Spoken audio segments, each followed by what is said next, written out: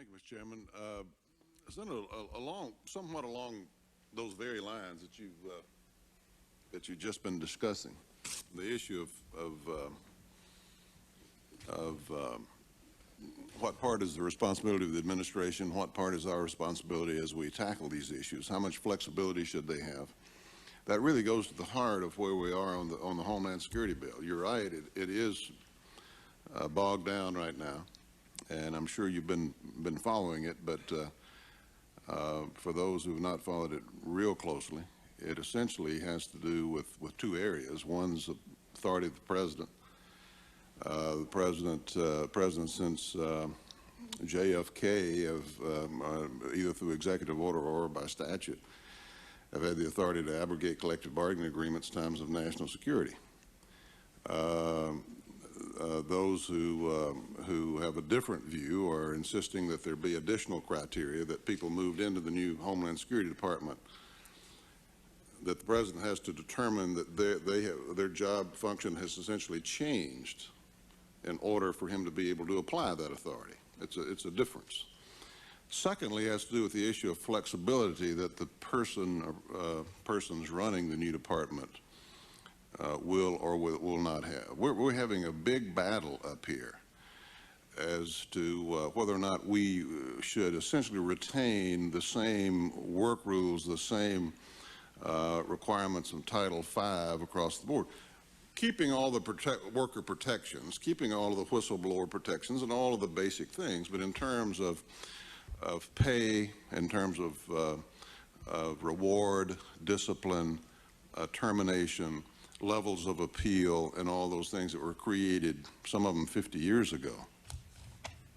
We're in a battle royal up here now as to how much flexibility and how much change we should have. I noted in Director Freeh's testimony, and I turned to it, that with regard to half a dozen of the recommendations he makes, it has to do with these same kind of areas.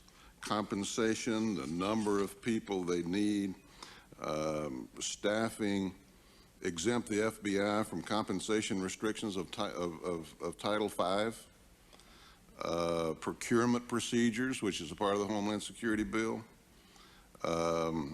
achieving interoperability, making all these 22 disparate agencies we're bringing in the Homeland Security context work together, and restructure the budget to give more flexibility to the DCI, Attorney General, and FBI Director to better allocate program funding and resources. In other words, put people and money where you need it and have some accountability at the top, but also flexibility at the top, because we are living in a different age.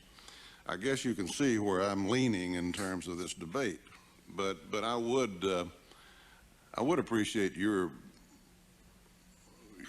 overall view from 30,000 feet or so, if you could, or any more detail if you followed it that closely, as to what direction we should be going in here, or how we should resolve what essentially, as of this moment, has killed a Homeland Security bill for this year. The American people are going to have a hard time understanding the things I've just been talking about are going to be things that kill a Homeland Security bill this year. Far be it from me to give political advice, but I would not want to be a member of Congress if you go home without passing that bill and something bad happens while you're on recess, because people would have thought if they had only done the Homeland Security bill, things would have been better off. But maybe they would have been, maybe they wouldn't have been.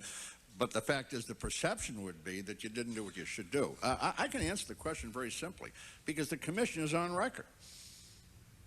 Warren Rudman laid out very clearly that we believed that because of the national security nature of this particular organization, that there ought to be, and we didn't lay them out specifically, but there ought to be broad flexibility for that cabinet secretary in terms of personnel policies, and we were very clear that there had to be flexibility, and we made no bones about it.